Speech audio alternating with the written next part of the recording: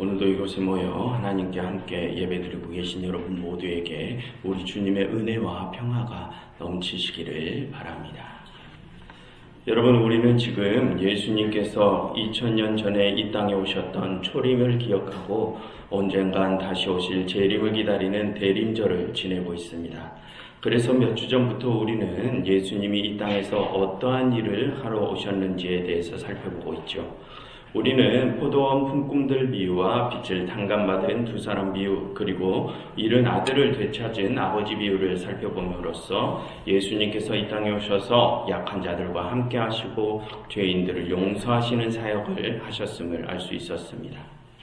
그리고 여러분, 예수님께서는 그런 사역들 외에 하나님 나라가 가까이 왔음을 선포하시는 사역도 하셨어요. 그래서 여러분, 오늘부터는 예수님의 그 천국복음 선포 사역에 관하여 살펴보도록 하겠습니다. 여러분, 이 마태복음은 예수님의 그 천국복음 선포 사역을 강조합니다.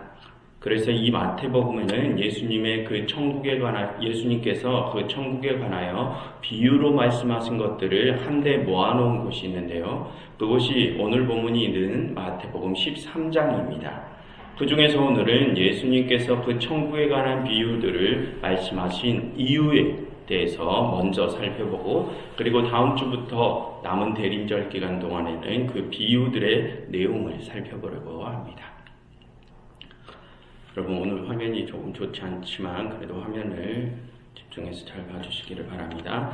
먼저 오늘 본문의 내용부터 보겠습니다. 예수님께서는 오늘 본문 앞에서 자신에게 몰려온 무리에게 4가지 땅에 떨어진 씨 비유를 들려주십니다. 그런데 예수님께서는 그 비유를 말씀하신 후에 잠시 자신의 제자들이 모인 곳으로 오셔서 그 제자들에게만 오늘 본문에 기록된 말씀을 들려주시는 이상한 행동을 보이십니다. 그 말씀은 이렇습니다. 제자들이 예수님께 묻습니다. 주님, 어찌하여 천국에 관하여 비유로 말씀하십니까? 라고 묻습니다. 그러니 예수님께서는 무리들을 뒤로 하시고 그 제자들에게만 그 이유를 말씀해 주시죠. 천국의 비밀이 너희에게는 허락되었는데 저들에게는 허락되지 않았다. 무릇 있는 자는 받아서 더 넉넉하게 되고 없는 자는 그 있는 것도 빼앗길 것이다. 그래서 내가 이 비유로 말하는 이유는 그들이 보아도 보지 못하고 들어도 듣지 못해서 깨닫지 못함이니라 라고 대답을 해주십니다. 그리고 예수님께서는 그것이 이사야의 예언대로 이루어진 것이라고 말씀하시죠. 그리고 그 뒤에 예수님께서는 제자들에게 이렇게 또 말씀을 하십니다. 그러나 너희의 눈과 귀는 보고 들음으로 복이 있도다. 내가 진실로 너희에게 이르노니 이전에 많은 선지자와 의인들도 너희가 지금 보고 듣는 것을 보지도 듣지도 못했다 라고 말씀하시며 오늘의 말씀을 마치십니다. 여러분, 오늘 예수님이 제자들에게만 하시는 말씀은 10절에 보시는 것처럼 제자들이 예수님께 왜 사람들에게 천국에 대하여 비유로 말씀하십니까? 라고 물었기 때문에 그렇습니다. 그래서 그에 대한 대답으로 예수님께서 오늘 본문을 말씀하시죠. 그래서 여러분들이 가진 성경에서 11절을 보시면 예수님께서는 제자들에게 천국의 비밀이 제자들에게는 허락되어 있으나 그들에게는 아니다 라고 대답하시죠. 여러분, 여기서 예수님이 말씀하시는 천국에 관한 비밀이란 그 천국에 들어가는 방법까지를 포함합니다. 그래서 여러분, 13절에서 예수님께서는 제자들은 지금 그 천국에 관한 비유들을 깨달을 수 있는 눈과 귀를 가지고 있지만 다른 사람들은 그 눈과 귀가 없다고 하시죠. 그리고 그 앞에 12절에서 예수님께서는 그렇게 비유를 깨달은 자들은 받아서 넉넉하게 두고 깨닫지 못하는 자들은 있는 것도 다 빼앗긴다 라고 말씀하십니다. 즉, 그 천국의 비유들을 깨달은 자들은 천국에 들어가고 그 비유를 깨닫지 못하는 자들은 천국에 들어가지 못한다는 뜻입니다. 그런데 여러분, 오늘 예수님의 이 말씀에서 뭔가 이상함이 느껴지지 않습니까? 여러분, 예수님께서는 이 땅에 왜 오셨습니까? 우리가 지난 3주 동안 공부해온 바로는 예수님께서는 이 땅에 약한 자들과 함께 하시고 또 죄인들을 용서하시고 그들을 하나님의 나라로 이끄시기 위해서 이 땅에 오셨습니다. 그처럼 우리가 평소에 알던 예수님의 모습은 이 세상 모든 이들을 구원하시기 위해 일하시는 분이십니다. 그런데 여러분, 오늘 예수님의 모습은 뭔가 그와는 다른 모습이죠.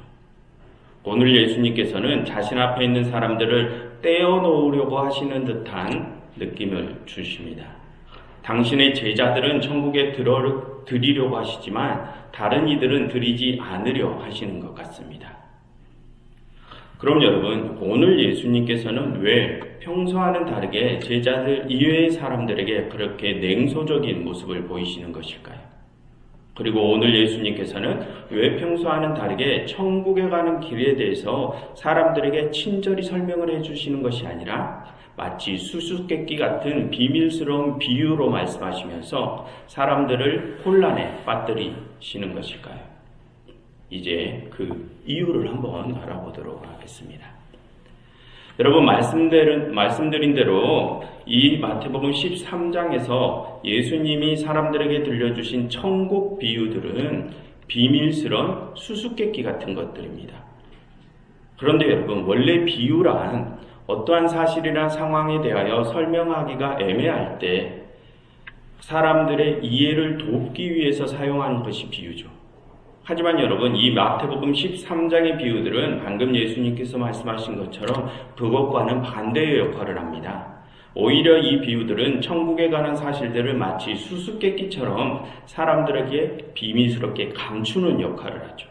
그래서 사람들은 오히려 이 비유들 때문에 더 혼란스러워합니다. 그런데 여러분, 예수님께서는 이 마태복음 13장의 그런 수수께끼 같은 비유들로 인하여 그렇게 혼란에 빠지는 사람들만 있는 것이 아니라 천국에 관한 비밀들을 더 명확히 깨닫는 이들도 있다고 하십니다. 12절에서 말씀하시는 것처럼 있는 것을 더 받아서 넉넉하게 되는 이들도 있다고 하시죠.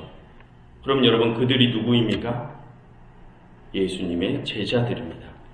여러분, 조금 앞으로 가서 여러분들의 성경에서 13장 1절부터 3절을 한번 보시겠습니까? 거기를 보시면 예수님께서는 바닷가에서 자신 앞에 있는 무리에게 4가지 땅에 떨어진 씨 비유를 들려주십니다. 그리고 오늘 본문 뒤에 한번 18절부터 23절을 가서 보십시오. 거기를 보시면 거기서 예수님께서는 그 4가지 씨 비유들을 제자들에게만 설명해 주십니다. 그리고 24절부터 33절에서 예수님께서는 또 씨 뿌리는 농사꾼 비유와 겨자씨와 누룩 비유를 무리에게 들려주십니다. 하지만 그 뒤에 36절을 보시면 예수님께서는 이제 그 무리를 떠나서 어떤 집에 들어가십니다. 그리고 그곳에서 방금 무리들에게 들려주셨던 씨 뿌리는 농사꾼 비유와 겨자씨와 누룩 비유를 또 제자들에게만 풀이해 주시죠. 그리고 그 뒤에 44절부터 50절에서 예수님은 또 제자들에게만 밭에 감춘 보화 비유, 진주 비유, 그물 비유를 말씀하시고 풀이해 주십니다. 즉 예수님께서는 23장에서 철저하게 제자들에게만 그 비유를 풀이해 주신다는 것입니다. 그처럼 여러분, 예수님은 이 마태복음 13장의 비유들로 인하여 천국 비밀에 대하여 더욱 명확히 깨닫게 되는 사람과 그와는 반대로 그 비유들로 인하여 천국 비밀에 대하여 더 혼란에 빠지는 사람들을 분리하십니다. 그럼 여러분, 왜 예수님께서는 제자들과 그런 무리들을 그렇게 분리하시는 것일까요?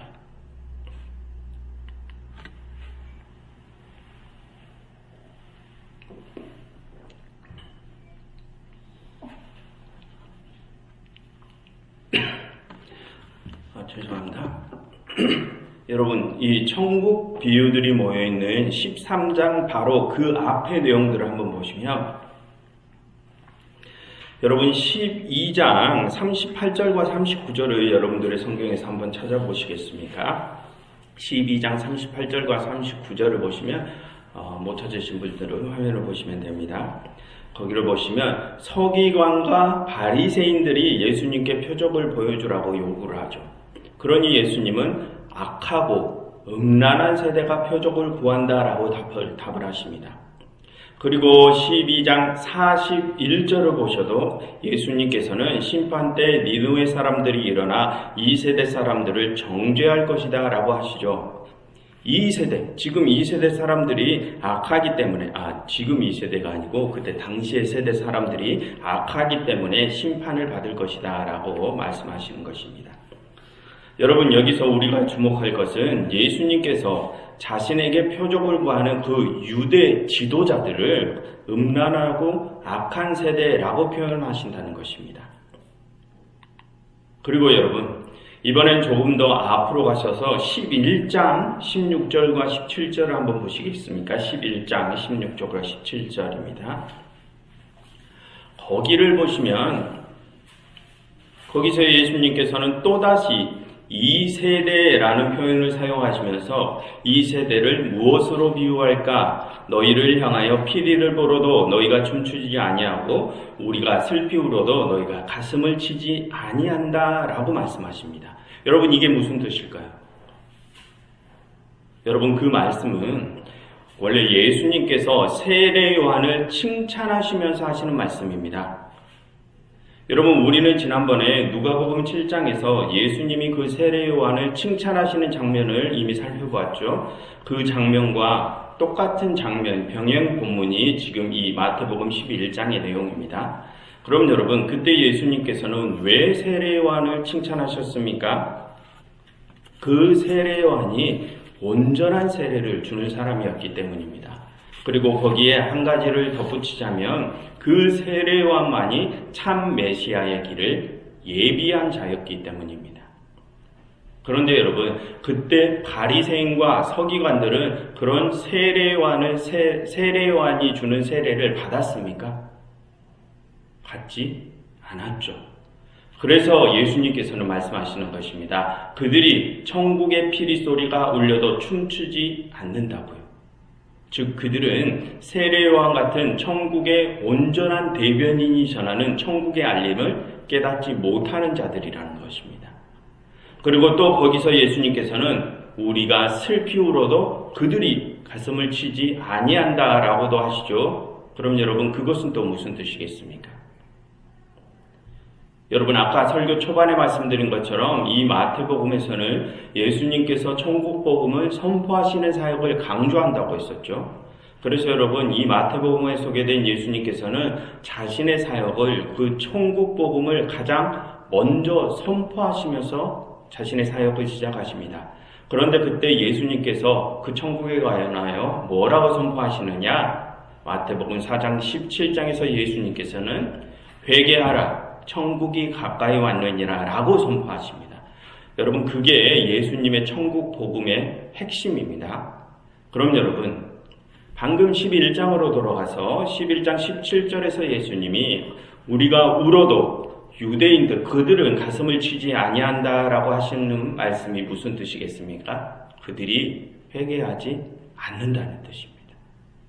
그래서 여러분, 예수님께서는 오늘 본문 앞에 11장과 12장에서 그런 유대인들을 가리켜서 그들은 자신들에게 천국 복음이 전달되었어도 그것에 관심을 기울이지 않고 회개하지 않는 악한 세대들이라고 부르시는 내용이 오늘 본문 앞에 나옵니다. 그래서 이 13장 오늘 본문이 들어있는 곳으로 들어와서 예수님께서는 이제는 그 천국에 관하여 오직 비유로만 설명을 하십니다. 이제 예수님은 그 천국 복음에 관심을 기울인 이들에게만 그 비밀을 알려주시기로 결정하셨다는 것입니다. 쉽게 말하면 예수님이 이제 제자들만을 챙기시고 그 악한 세대들을 그냥 그렇게 버려두기로 결정하셨다는 것이죠. 그럼 여러분, 예수님께서는 왜 그들을 끝까지 설득하지 않으시고 이제는 제자들만을 챙기시는 것일까요? 여러분, 우리는 이전에 이와 비슷한 상황을 이미 출애굽기에서 살펴보지 않았습니까? 하나님께서는 범죄한 애굽인들에게 수없이 많은 회개의 기회를 주셨습니다. 그런데 그들에게 마지막 대재앙이 선포되고 마지막 회개의 기회가 주어졌음에도 불구하고 그들은 그때에도, 그 마지막 기회에도 회개하지 않았죠. 그래서 하나님께서는 그들을 어떻게 하셨습니까? 그들을 그냥 그 범죄함 속에 내버려 두셨습니다. 오늘 마태복음의 상황과 똑같은 상황입니다. 그럼 여러분, 그때 하나님께서는 왜 그 애국인들을 그냥 내버려 두셨습니까? 이제 마지막 재앙이 바로 눈앞에 다가왔기 때문입니다. 그래서 이젠 더 이상 그들에게 시간이 없기 때문이었죠. 그래서 하나님께서는 당신의 백성 이스라엘이라도 챙기셔야 하셨습니다.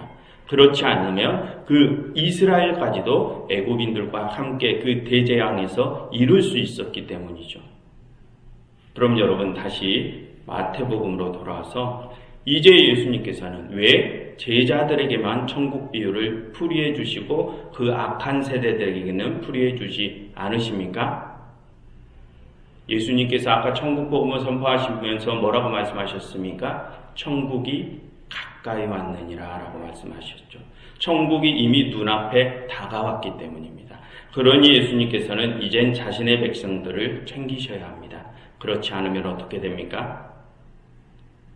여러분, 지난 출애굽기에서도 말씀드렸지만 구원이 이루어지는 일 바로 앞에는 어떤 일이 있다고 했습니까?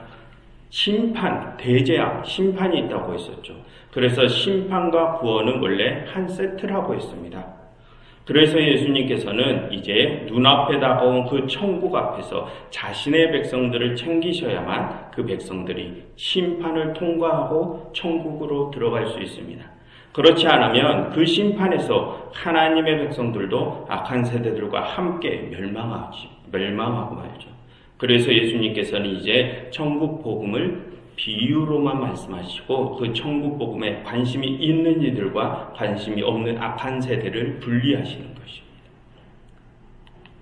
그리고 여러분, 우리가 오늘 본문에서 또 관심을 가질 부분은 예수님께서는 원래 모든 사람들에게 그 천국 복음을 전했음에도 불구하고 어떤 사람들은 그것을 깨닫고 어떤 사람들은 그것을 깨닫지 못한다는 부분입니다. 그럼 여러분, 왜 어떠한 사람들, 즉 악한 세대들은 왜 그 천국 복음을 깨닫지 못하는 것일까요?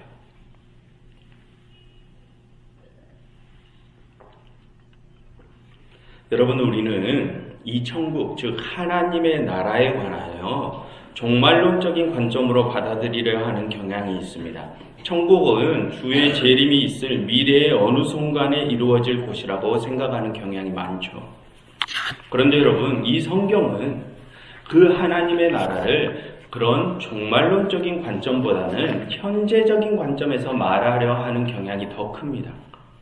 물론 종말론적인 관점으로 말하는 부분들도 있지만 성경의 전체적인 내용을 보면 그 하나님의 나라는 그 나라의 완성을 향하여 나아가고 있는 지금 이 현재의 관점에서 말하는 부분들이 더 많다는 것입니다. 지금 이 순간 이미 하나님의 나라가 실존하고 있음을 말하려 한다는 것입니다. 여러분, 예수님께서는 천국이 가까이 왔다라고 말씀하시죠. 예전에 말씀드린 적이 있습니다만 그렇게 천국이 가까이 왔다는 것은 천국이 저 먼 어떤 곳에서부터 지금 우리가 살고 있는 이 땅으로 점점 가까이 다가오고 있다, 이런 뜻이 아니라고 했습니다. 그것은 이미 하나님의 나라는 지금 이곳에 있다는 완료형으로 쓰인 표현이라고 했습니다.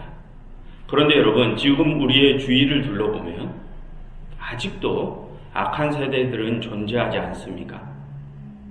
그런데 어떻게 지금 이곳이 하나님의 나라라는 것입니까? 여러분, 지금 하나님의 나라가 이미 이곳에 있다라는 말은 하나님의 통치와 관련된 말입니다. 여러분, 아까 예수님께서 세례요한을 칭찬하시던 그 11장의 내용을 한번 다시 떠올려 보십시오. 예수님께서는 그 세례요한을 칭찬하시면서 이런 말씀을 하십니다. 11장 12절의 말씀입니다. 11장 12절의 말씀을 한번 찾아보십시오. 거기를 보시면 11장 12절 제가 말씀드리겠습니다. 세례요한의 때부터 지금까지 천국은 침노를 당하나니 침노하는 자는 빼앗느니라 라고 하십니다. 여러분 거기서 천국이 침노를 당한다라는 표현에서 우리가 유의할 점은 천국이 이 세상을 침노하는 것이 아니라 그 천국이 사람들로 하여금 침노를 당한다는 것입니다. 우리는 그것을 유의해야 합니다. 여러분, 침노라는 말이 무슨 뜻입니까? 그 말은 침략하다, 침투하다라는 전쟁 용어입니다. 즉, 천국이란 사람들이 그렇게 전투적으로 침투하여 들어가는 곳이라는 뜻입니다. 그런데 여러분, 그 하나님의 나라는 누가 다스리는 나라입니까? 하나님께서 다스리는 나라죠. 하나님의 통치를 받는 나라라는 뜻입니다. 즉, 하나님의 통치권이 작용하는 것이 바로 천국이라는 뜻입니다. 그래서 지금 이곳에 하나님의 나라가 와 있는 것은 하나님의 통치권이 작용하는 것입니다. 그런데 그처럼 하나님의 통치권이 작용하는 그 나라는 예수님의 말씀하신 것처럼 방금 말씀드린 것처럼 이미 이곳에 와 있습니다. 그리고 이미 그 나라를 살아가는 이들도 있습니다. 그럼 그들이 누구일까요? 그들은 예수님의 천국 복음을 받아들이고 회개를 통하여 그 하나님의 통치권이 작용하는 나라로 침투해 들어간 이들입니다. 그럼 여러분, 그들은 이미 그 나라에서 살아가고 있기 때문에 그곳이 어떤 곳인지 알 수 있겠죠. 그들은 이미 하나님의 나라가 어떤 곳인지 깨달은 이들이라는 것입니다. 그럼 여러분, 그 하나님의 나라로 침투해 들어가지 못한 사람들은 그 하나님의 나라가 어떤 곳인지 알 수 있습니까? 없습니다. 왜 그렇습니까? 그들은 하나님 나라 밖에 있기 때문입니다. 그래서 그렇게 하나님 나라 밖에 있는 이들은 절대 하나님의 나라 안의 상황을 알 수가 없습니다. 그래서 여러분, 천국에 관한 비밀들은 그 나라 밖에 있는 사람들에게는 절대로 설명되어질 수가 없는 수수께끼 같은 것들입니다. 아무리 그 밖의 사람들에게 그 천국에 관하여 설명을 해줘봤자 그들은 깨달을 수가 없습니다. 그러니 지금 악한 세대들은 그 나라 밖에 있기 때문에 그것을 절대 깨달을 수가 없습니다. 여러분, 그처럼 천국에 관한 비밀들은 가르쳐지거나 설명되어지는 것이 아닙니다. 천국은 설명되어지는 것이 아니라 우리는 계시되어진다라고 말을 합니다. 계시. 여러분, 어떠한 진리가 우리에게 계시된다는 말은 우리가 직접 그 진리를 우리의 몸으로 깨달아간다는 것을 뜻합니다. 여러분, 우리는 이 계시라는 용어를 종종 사용하죠. 하나님의 뜻이 우리에게 계시되었다. 예수님께서는 하나님의 나라를 우리에게 계시하셨다. 이런 말들을 종종 사용합니다. 그런데 여러분, 그 계시라는 용어에는 그 계시를 우리의 몸으로 받아들일 때에야 우리가 그 뜻을 풀이될 수 그 계시라는 영혼은 우리가 받아들일 때, 우리의 몸으로 받아들일 때 그 뜻이 풀이될 수 있습니다. 그 뜻을 우리가 받아들이기 전에는 그 계시는 절대 우리가 풀이할 수 없습니다. 여러분, 만약 지금 우리가 영화관에서 영화를 보고 있다고 가정해 보겠습니다. 그때 어떤 사람이 밖에서 불이야하고 소리를 지릅니다. 그럼 여러분, 우리는 그때 어떤 반응을 보입니까? 우리는 그 말을 듣고 건물 밖으로 뛰쳐나가겠죠. 여러분, 그 상황에서 불이야라고 외쳐지는 그 외침이 바로 계시입니다. 여러분, 사실 그 불이야라는 외침은 실증된 말이 아니죠. 그것은 실제로 불이 나서 그렇게 외쳐지는 것일 수도 있지만 어떤 어린 꼬마가 장난으로 그렇게 외쳤을 수도 있습니다. 그처럼 그 불이야라는 외침은 실증된 것이 아닙니다. 그런데 여러분, 우리는 왜 그 말을 듣고 건물 밖으로 뛰쳐나갈 결단을 내린 것입니까? 그 문제가 우리의 생명과 관련된 중요한 문제이기 때문이죠. 그래서 그 외침이 검증되었건 검증되지 않았건 우리는 일단 건물 밖으로 피하기를 결단한 것입니다. 그리고 우리는 그렇게 결단을 하고 건물 밖에 나가서야, 그때서야 우리는 실제로 그 영화관에 불이 났는지 안 났는지를 실증할 수 있죠. 여러분, 계시라는 것은 그런 것입니다. 우리가 결단을 하고 그 계시된 내용을 우리의 몸으로 받아들일 때 그때에 비로소 우리가 그 계시의 의미를 온전히 깨달을 수 있습니다. 즉 계시라는 것은 우리의 결정과 움직임이 요구된다는 것이죠. 우리의 결정과 움직임이 없이는 절대 그 의미를 깨달을 수 없습니다. 여러분, 하나님의 나라, 천국에 관한 계시 역시 마찬가지입니다. 여러분, 우리는 그 천국에 관한 확실한 실증을 원하죠. 그 천국이라는 것이 정말로 실제합니까? 그럼 그것은 어떠한 것입니까? 이러한 실증을 원합니다. 그리고 하나님에 대해서도 우리는 그렇죠. 정말로 신이 실제합니까? 정말로 하나님이 이 세상을 창조하셨고 통치하고 계십니까? 라는 실증을 우리는 원합니다. 그런데 여러분, 이 성경은 그것을 우리에게 실증해 주지 않습니다. 하나님과 그의 나라에 대하여 실증하려 하는 것이 아닙니다. 성경은. 이 성경은 단지 그것을 계시해 줄 뿐입니다. 여러분, 말씀드렸듯이 그 계시는 우리의 결단과 움직임이 있을 때 그때야 비로소 그 의미가 우리에게 온전히 드러나게 됩니다. 그럼 여러분, 지금 우리는 그 결단을 한 이들입니까? 그래서 이 성경에 드러난 그 계시를 그래서 이 성경에 드러난 그 계시들의 진정한 의미를 지금 우리는 깨달았습니까? 여러분, 오늘 예수님께서는 누가 그 계시들을 깨닫지 못한 이들이라고 말씀하십니까? 악한 세대들, 유대 지도자들로 대표되는 그 이스라엘 사람들이 그 계시를 깨닫지 못한 이들이라고 하십니다. 여러분, 당시 유대인들은 자신들이 이 세상에 계시된 신의 뜻을 가장 잘 아는 이들이라고 자부하는 이들이었습니다. 그런데 예수님께서 말씀하시길 그들은 그 계시를 깨닫지 못한 이들이라고 하셨죠. 그럼 여러분, 그들은 왜 그 계시를 깨닫지 못했습니까? 그들은 예수님께서 전하신 천국 복음을 받아들이지 않고 회개하지 않았기 때문입니다. 그래서 하나님의 나라로 그들은 침투에 들어가지 못했기 때문입니다. 그래서 하나님의 통치를 받지 못했기 때문입니다. 여러분, 그들은 율법을 아주 잘 지키면서 성전세를 내고 좋은 옷을 입고 성전을 화려하게 꾸미고 그 깨끗한 성전에 앉아서 하나님을 찬양하던 이들이었습니다. 그러면서 그들은 율법으로 다른 이들을 정죄하고 성전세를 내지 못하는 이들, 깨끗한 옷을 입지 못하는 이들, 율법을 잘 지키지 못하는 이들을 성전으로 받아들이지 않았습니다. 그리고 약하고 병들고 죄 있는 자들에게서 하나님이 값없이 베푸시는 세례를 빼앗아갔죠. 그래서 예수님께서는 말합니다.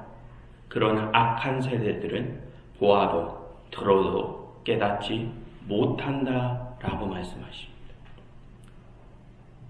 여러분, 그렇게 회개하지 않는 그 악한 이들은 하나님의 나라를 침노하지 못한 이들입니다.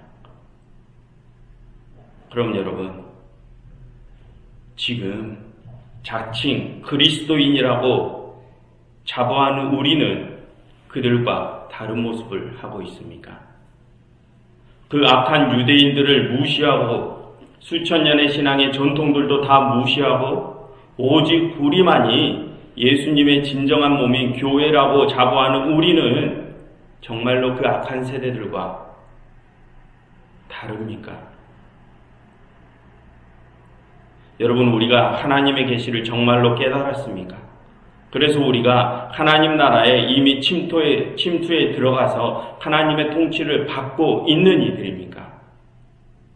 그런데 여러분, 이미 우리가 그렇게 하나님의 통치를 받고 있는데 그런 우리가 어떻게 욕심과 이기심 속에 아직도 머물고 있다는 말입니까? 어찌 진정으로 하나님의 계시를 깨달은 이들이 어떻게 무도한 죄악의 권세들과 손을 잡고 하나님의 계시를 더럽히고 있다는 말입니까?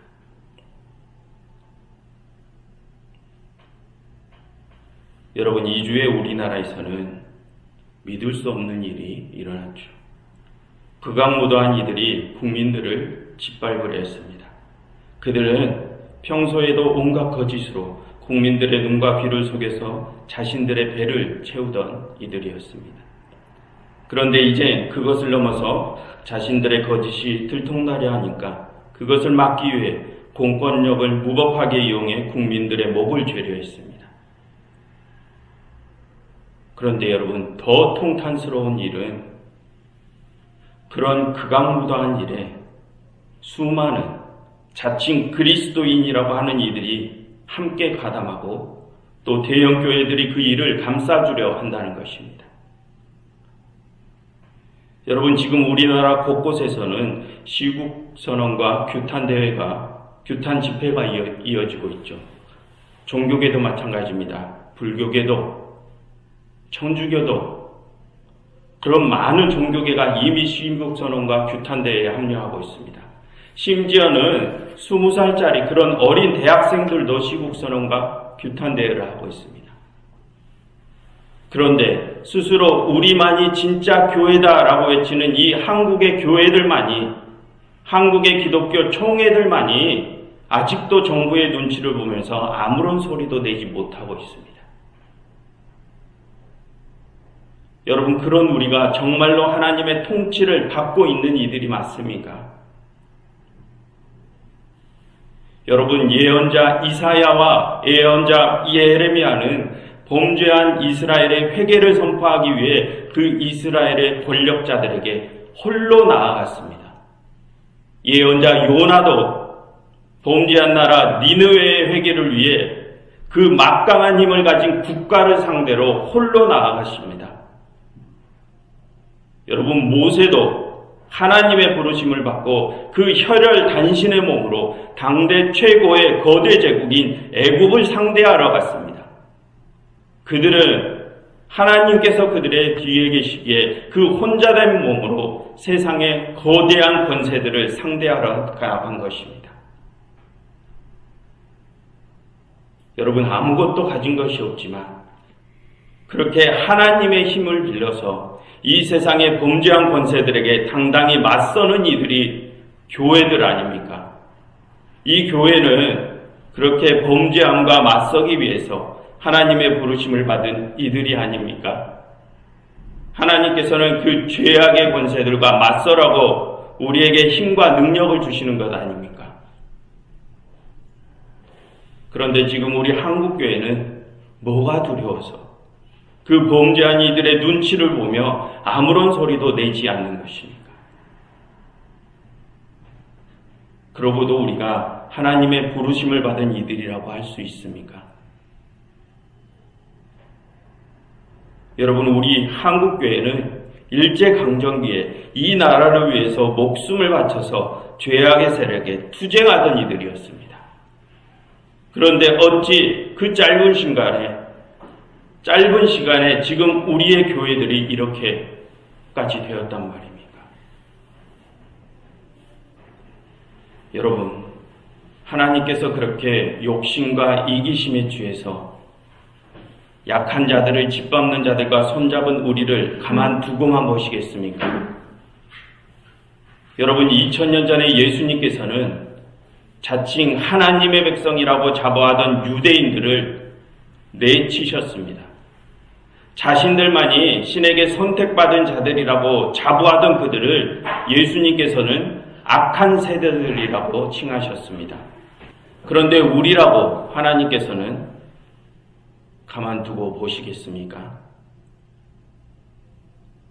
여러분, 예수님께서는 말씀하십니다. 이미 하나님의 나라는 너희 앞에 와 있다. 그러니 결단하고 움직이라. 그 하나님의 나라로 침노하여서 하나님의 통치를 받으라 하십니다. 여러분, 이제 우리에게는 머뭇머뭇할 시간이 없습니다.